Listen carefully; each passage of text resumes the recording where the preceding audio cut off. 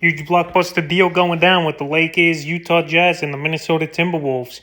So Deangelo Russell, Malik Beasley, and Jared Vanderbilt to the Los Angeles Lakers. Russell Westbrook, a first-round pick to Utah. Mike Conley Jr., a second-round pick to the Minnesota Timberwolves. Damon Jones to the Utah Jazz in the deal. Nikhil Alexander also to the Timberwolves. And Juan Tosco Anderson to the Utah Jazz. So tons of moving parts in this trade. What a deal it was, and one of the biggest blockbusters we've seen in NBA history. So obviously the headliner of the deal is Deangelo Russell going to the Los Angeles Lakers. So Russell had a first stint and drafted by the Los Angeles Lakers many seasons ago, and it just didn't work out. But this season here, 17.9 points a game, 3.1 rebounds, 6.2 assists, 1.1 steals, 2.7 threes, and 46% from the field. So right here, Deangelo Russell having a pretty decent season.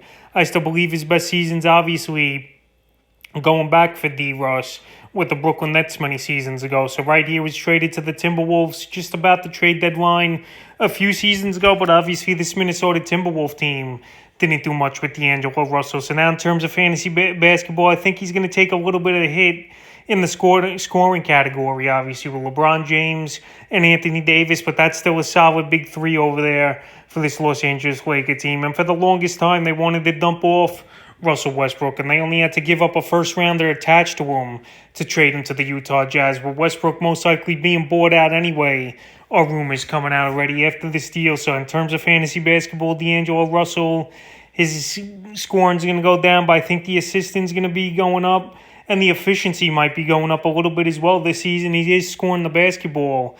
Field goal percentage is going up from 41% to 46%. So right here in terms of fantasy basketball, for the most part, the value will be the same here for obviously Deangelo Russell. And now to Malik Beasley going to the Los Angeles Lakers. So Beasley on the season, pretty decent season. And there were rumors coming out a few weeks ago that the Jazz might trade him away. And obviously here tonight it came to fruition on the year. 13.4 points a game, 3.6 rebounds, 1.7 assists, 3.1 threes a game, and 39% from the field. So we know Beasley, he could score in bunches. We know he's probably going to come off the bench. And he's going to be a three-point guy that this Laker team obviously needs here, where they got to spread the floor and hit threes, because they got one of the worst three-point shooting teams in all the NBA here. So Beasley will definitely help in the three-point shooting. As a guy coming off the bench with the second unit, I think he'll help this Laker team here is Beasley. And in terms of fantasy basketball, for the most part, his value is going to stay about the same, anywhere from 10, 13 points a game and pretty much three-point shooting and scoring he's going to give fantasy owners. Now Jared Vanderbilt, decent backup guy that could play power forward and center, obviously, for this Los Angeles Lakers team.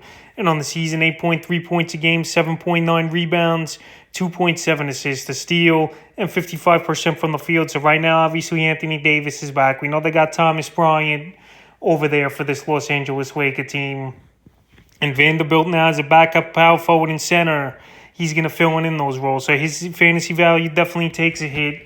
Where he had more playing time, obviously, with the Utah Jazz is Jared Vanderbilt. But now going to the Los Angeles Lakers, that playing time is going to go down, and we're just not going to see the numbers like they were. So right now, some fantasy owners might want to drop Jared Vanderbilt here if he's not going to have a decent role with this Los Angeles Lakers team as a backup. And now we go to the Minnesota Timberwolves side of things here. They get Mike Conley in the deal. And Mike Conley, he's on the last couple years of his contract. On the season for Conley with Utah, not a great year. 10.7 points a game, 2.5 rebounds, 7.7 assists, which is a good number. 1.8 threes and 40% from the field. So if he does stay with the Minnesota Timberwolves here, I think he could be decent passer of the basketball. And I think his scoring could go up a little bit as well here for Mike Conley. He's just at the latter part of his career with a high scoring percentages are going down, but assisting the basketball is still one of the better passes in all the NBA here is Mike Conley, no doubt about it. And right here, Minnesota,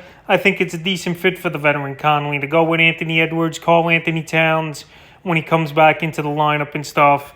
And right here, they just need that veteran over there. And Deangelo Russell really wasn't working out over there in Minnesota. Now to Russell Westbrook, like I said, it is a possibility he might be bought out of this Utah Jazz team. But Russell Westbrook this season, not many complaints here. 15.9 points a game, 6.2 rebounds, 7.5 assists, a steal, 1.2 threes, and 41% from the field. So obviously the scoring went down with Anthony Davis and LeBron James on this team here for this Los Angeles Lakers team. But now he might possibly go to the Los Angeles Clippers, where I think the averages will be about the same. And we know Westbrook's not going to be that triple-double guy anymore, but he's still above-average rebounder at a guard position and a good passer as well in terms of assists. He was never a good field goal percentage shooter for the most part, or a three-point shooter. But if he goes, obviously, to the Los Angeles Clippers, I think that would be a good get. And if he does stay with this young Utah Jazz team, even though they've been pretty decent this season here for the most part, I think his fantasy value will get bumped up just a bit here